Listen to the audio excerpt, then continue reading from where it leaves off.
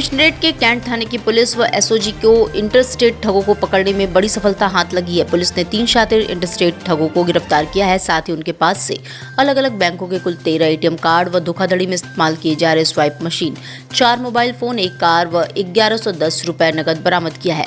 Police अब इन तीनों के खिलाफ अग्रिम कार्रवाई में जुटी हुई है। पकड़ा गया है जो एटीएम बदल कर फ्रॉड कर देते हैं। इस केस में 3 अभियुक्तों का गिरफ्तार किया गया है, जिनके कब्जे से 13 ATM card, 4 mobile phone, 4 Fevikwik का डब्बे और 1 रेनो ट्यूबर जो घटना में यूज़ करते थे वो बरामद हुई है। और इनका घटना करने का तरीका ये है कि जो जहाँ एटीएम सुनसान जगह में स्थापित है वहाँ चले जाते हैं और इसमें भी ये स्पेसिफिक एटीएम को टारगेट करते हैं, जिसमें एक एटीएम के सेंटर के अंदर 2 एटीएम मशीन है उसको टारगेट करते हैं। इसमें से एक व्यक्ति पहले से वहाँ खड़े रहते थे और जो भी कस्टमर्स आ रहे हैं वो क्या एटीएम नंबर डाल रहे हैं उसको छुपा के देखते थे। और इसमें दूसरे तरीके का घटना है कि ये एटीएम मशीन के अंदर फेविक्विक 2-3 ड्रॉप डाल देते, जैसे कस्टमर अंदर एटीएम कार्ड डाल देते वो अंदर फंस जाते। उसको सर्विस के लिए जो बगल में उनके सहयोगी का एक नंबर वहाँ चिपका देते हैं, जिससे अगर कोई मदद चाहिए तो इस नंबर पे कॉल कर लीजिए। जैसे वो कॉल करेंगे उनको जो बंदा बाहर वेट करता है उसको जो कस्टमर को बाहर बुला देते हैं। उस दौरान ये एटीएम को बाहर निकाल के वो इनके पास एक पीओएस मशीन भी था, उस पीओएस मशीन से वो एटीएम कार्ड स्वाइप करके पैसा निकाल देते हैं। लोकसभा चुनाव के लिए नामांकन करने पहुंचे पीडीएम व भाजपा समर्थकों में कचहरी परिसर के बाहर जबरदस्त झड़प हुई। देखते देखते विवाद इतना बढ़ा कि मौके पर पुलिस को मोर्चा संभालना पड़ा।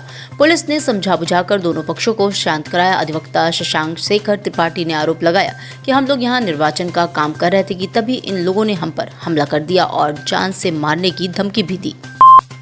आईएमएस बीएचयू के हृदय रोग विभाग को आवंटित बेड न मिलने का विरोध थमने का नाम नहीं ले रहा है। बीते 8 मार्च को आईएमएस निदेशक प्रोफेसर एसएन संखवार संकाय प्रमुख के लिखित आश्वासन के बाद अनशन स्थगित करने के बाद भी कोई कार्रवाई न होने पर विभागाध्यक्ष प्रोफेसर ओम शंकर ने एक बार फिर 11 मई से वीसी आवास के सामने अनशन करने का निर्णय लिया है।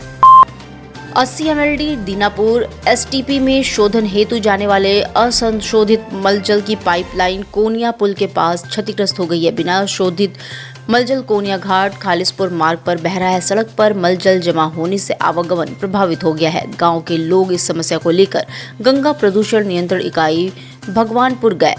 अवर अभियंता ने ग्रामीणों से चुनाव बाद पाइपलाइन की मरम्मत कराने की बात कही।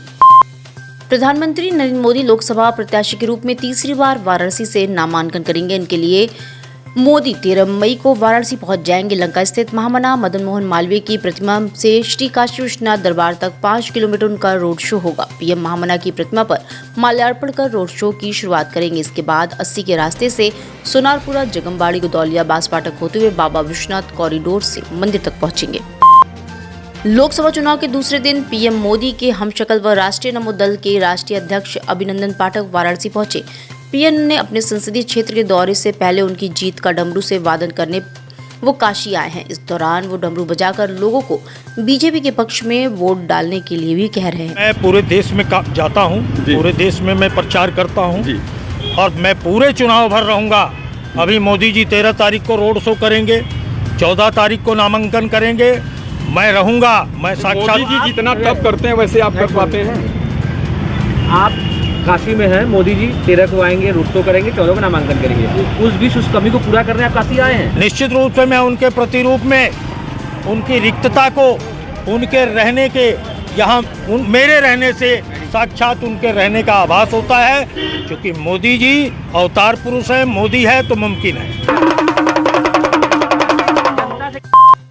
लोकसभा चुनाव के नामांकन के दूसरे दिन पीडीएम मोर्चा के प्रत्याशी गगन प्रकाश यादव के नामांकन में अपना दल कमेरावादी के नेता पल्लवी पटेल भी कलेक्टर परिसर पहुंची। पल्लवी खुली कार में प्रत्याशी गगन प्रकाश यादव के साथ कचहरी परिसर पहुंची, जहां कार्यकर्ताओं ने उनका पूरे जोश के साथ स्वागत किया। समर्थकों में पल्लवी पटेल का माल्यार्पण कर स्वागत किया। कार्यकर्ताओं व समर्थकों ने पिछड़ा दलित व मुसलमान के समर्थन में नारेबाजी भी की। और अगर कोई घुटनों पे ला सकता है तो वो इस देश का आम आदमी है। और गगन प्रकाश यादव जी वाराणसी के उस आम आदमी की नुमाइंदगी करते हैं जो हर एक गली कूचे से वाकिफ है, जो बुनकरों के हाथों से निकलते हुए उनके हुनर का जो उजाड़ा जा रहा है उससे वाकिफ हैं, जो यहाँ के किसानों की जमीन लूटी जा रही है उससे वाकिफ हैं। वो ये जानते हैं कि यहाँ की महिलाओं का शोषण कैसे हो रहा है। तो जन जन की आवाज और गली गली में अगर कोई नाम गूंजता है तो गगन प्रकाश यादव का गूंजता है।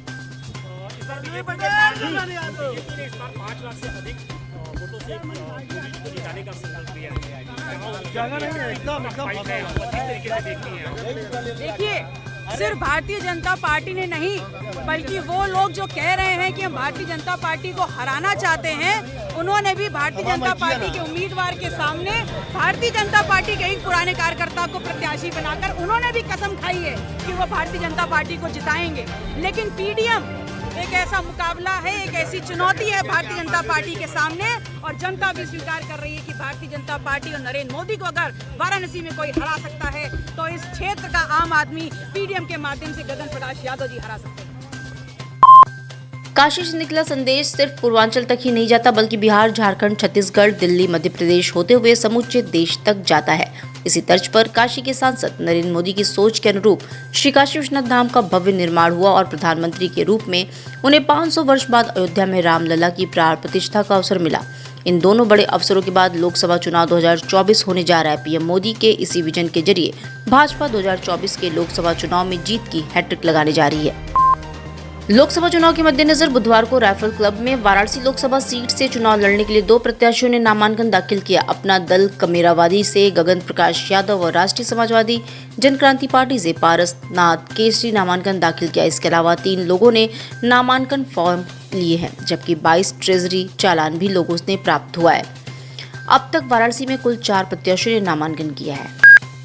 वाराणसी लोकसभा सीट के नामांकन में पीएम मोदी के प्रस्तावक समाज के अंतिम स्तर के व्यक्ति हो सकते हैं। इनमें कई लोगों के नामों की लिस्ट शीर्ष नेतृत्व को जा चुकी है। भाजपा सूत्रों के मुताबिक बीजेपी शीर्ष नेतृत्व को काशी के 50 लोगों की लिस्ट गई है। इसमें 80 घाट के पास भदैनी क्षेत्र के फेमस पप्पू चाय वाले और लंका के केशव पान वाले का नाम भी शामिल हो सकता है।